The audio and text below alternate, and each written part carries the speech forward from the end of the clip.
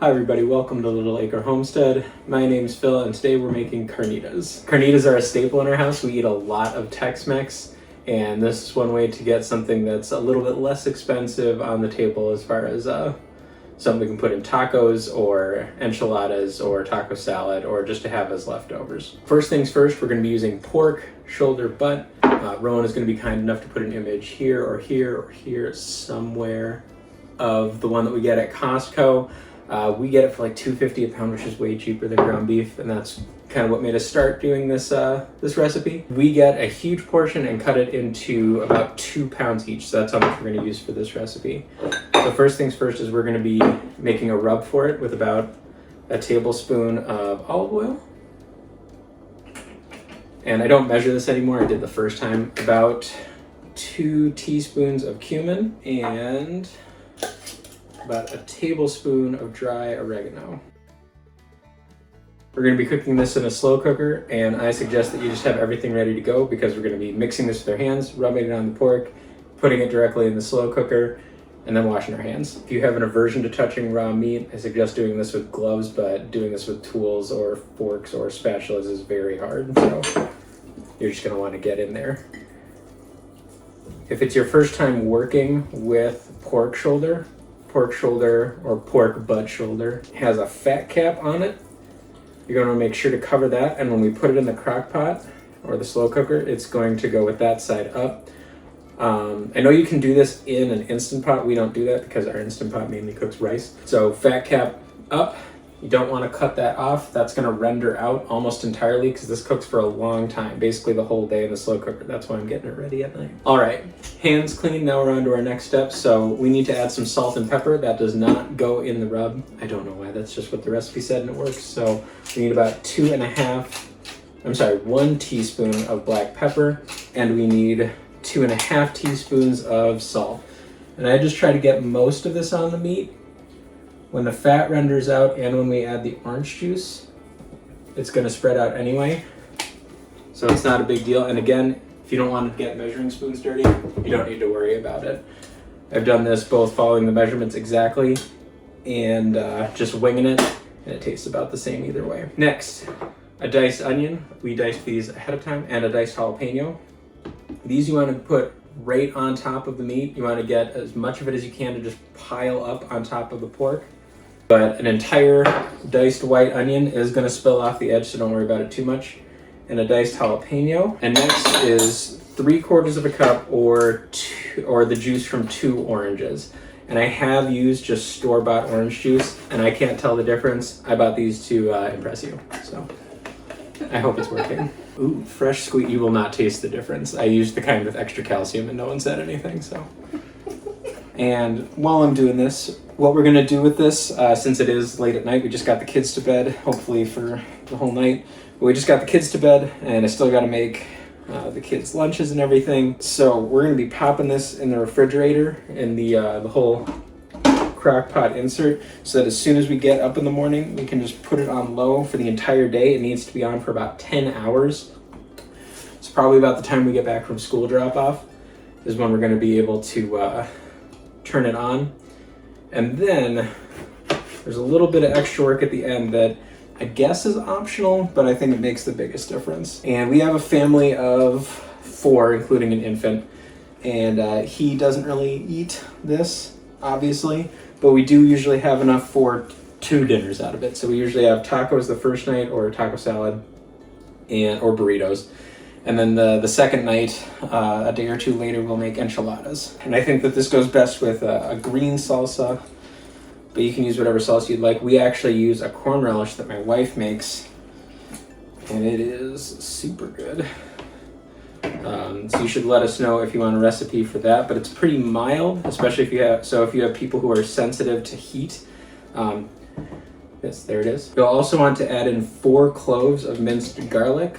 We are very busy and I am not classy enough to taste the difference, so I just use the jarlic. The salsa is pretty mild, and despite having a jalapeno, this recipe is also pretty mild, and there's a way to control how spicy it is at the very end of the recipe. So we've got the juice from 2 oranges, and we're gonna put that right on top of our pile of vegetables. And I know if you haven't cooked pork before, if you haven't slow cooked pork before, that's not gonna seem like it's enough liquid to slow cook it, but so much of the fat is gonna render out from this, and so much of the liquid is gonna cook out from the onions and the jalapenos, or from the onion and the jalapenos, that it's gonna be plenty. If it does start drying out halfway through, if it looks like the top is just not getting as tender as it should be, you can flip it with a couple of hours to go, and that'll help it finish out of the way. Anyway, I'm gonna take this out of our slow cooker. I'm gonna pop this in the fridge. We'll pop it on in the morning, and I'll see you guys for the last step about 10 hours after we get it started on the slow cooker. All right, everybody, welcome back. We're getting ready for dinner. Everything else is prepped. We're going to turn our cast iron skillet or another heavy skillet on high. I've also made this on an induction oven. We're going to turn on the correct burner. I've also done this on an induction oven and it went fine, but you're going to want it to be just about as hot as it can get. So we're going to turn on the skillet now. Next, this has been cooking for 10 hours since pretty much first thing we got up this morning. So we're gonna get it out of there. I'm gonna start with these, but as you're gonna see, it's just gonna fall apart. So have a bowl ready. We're gonna get the meat out. If you get some of the veggies with it, some of the onions or as you can see, it's just falling right apart. That fat cap has rendered almost completely. There's just a little bit of it left, but we don't wanna get rid of it just yet because we're actually gonna fry some of it off here. And it's just falling apart, which is exactly what we want. We want it to stay at least a little bit together. You don't want it to just be mush. So we don't want to just squish it apart like I did too much. Just trying to see if we got any other bigger pieces of meat here. I think I got them all. And this has been making the house smell good pretty much since last night when I put it together. But the flavors really start to come together once that pork fat renders out, because all the seasonings and the spices rendering out with that fat, and the fat really helps to carry the spice from the jalapeno, are getting everywhere. So that one jalapeno doesn't make it too spicy, but it is very even. So here we've got a bowl about this big, pretty full, and you just want to shred it up as much as you can. I like to use a big fork to hold and a small fork to shred, and this should take seconds. This is not a big process. You shouldn't need those crazy plastic like grill claws or anything like that. Now at this stage is where you can start to control how spicy you want it, because a lot of the spice is in here still. A lot of the spice is still in my crock pot. It's rendered out with the fat and the bits of jalapeno, and the orange juice is in there too. Some of that seasoning, a good amount of that seasoning, is in here. But if you eat this now, it's gonna taste pretty plain. So we're gonna do two things. One, I like to just grab some out now. If someone doesn't like spice too much, or if someone doesn't like it to be crispy. One of my sons has said that he likes the chicken when it's like this. So I like to get him some before we add any extra seasoning back into it, because he doesn't like it crisped up. We're gonna keep this. We're also gonna keep all of this. So I've got this off. It is still hot, but I'm gonna get a big Pyrex, use something that you can pour from, and use something that's gonna be heat proof. We're gonna be adding a little bit at a time once we start cooking it on the skillet. There we go, we pour it all in there. We're gonna keep this out though, because once we cook, once we kind of sear off, get some crispy going on the pork, I like to add it back in here if it's going to be any amount of time before you eat. Otherwise, it is best right out of the pan, because that's going to keep it the crispiest. But we've got kids to get their plates ready. That just takes us a little bit longer.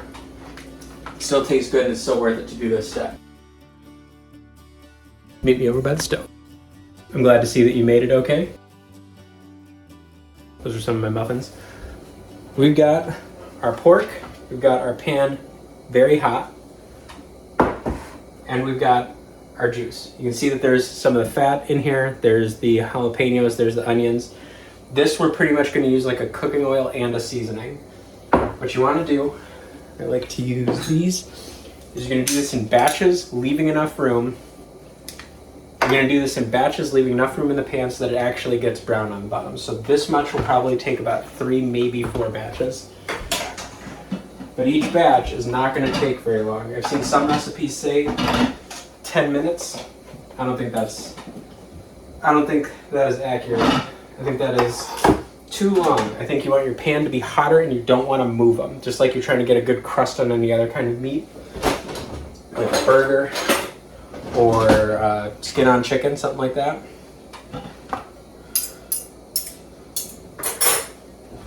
Tools headed here. All right. So you're gonna hear it sizzle 2 times. First, I like to just get an amount of this in a pile here. Then pour a little bit of this on. Right in the middle. The rest of this is gonna need to be voiceover. I have to turn on my vent hood because this will get your house smoky. I've already got a window crack, but if you've got a fire alarm, it's gonna go off. This is like fajitas. Hey, Editor Rowan here. The kitchen really does get loud when Phil makes carnitas, but it's so worth it. So basically, like he said, you just move it around and you leave it in the pan until it gets nice and crunchy. He's going to show you in just a second what that looks like, but it doesn't take too terribly long, definitely not the 10 minutes as recommended in some recipes. Based on my footage editing skills, I would say about 2 to 3 minutes. That's what you're looking for right there, that crispiness.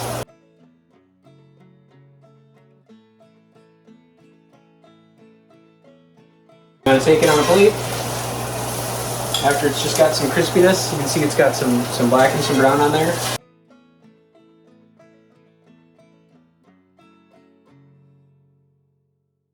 Now I have turned my stove off, or at least down to low, or medium low, because it is gonna carry a lot of that heat. With a cast iron pan, it's going to be hot. It's going to carry a lot of that heat, even though we just put some on it to cook. So we don't need to keep it as hot the whole time. As you can see, it's still got plenty of heat in there. I'm going to do a little bit more this time. I had some sticking earlier, so it was getting a little too hot. And I don't want it to turn all the way black, all of it. That's sizzling a little bit better. The first one, it might have been just a little bit too hot. I'm usually a little bit faster, but I'm explaining things here. So you want it to be sizzling like this for a while, and you want it to sit there. You don't want the whole thing to get crispy. The idea isn't to crispy up all the fat. You do want part of it to still be kind of on the chewy side. And you're not going to end up using all of this. I'm only using probably a tablespoon or 2. You can see I've got 1 batch left, and I've only used maybe a quarter of this. You will want to save this though, at least while you're eating it, because adding it back in right on top of your burrito or your taco salad, this is really good. It is extra fat, so if you're inclined to be watching that, fine, but it will be a lot of extra flavor too. Oh yeah, that looks good. Here's an excellent looking piece.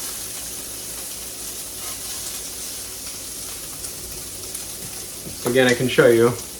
That's about what you're looking for. Just a little bit of brown poking out. If you eat it right off of it like this, it'll be a little bit crispy. You can go a little bit further. I like to do it at about this. So we got our plate. I'll get these back in the crock pot. And we'll finish up our last batch here in just a second. And then we'll pretty much be ready to plate it up. And today we're having burritos. Hey, bud.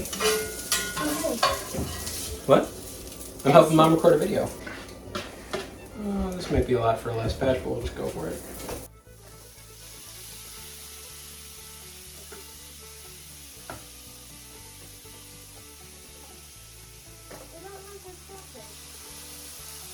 Have the what?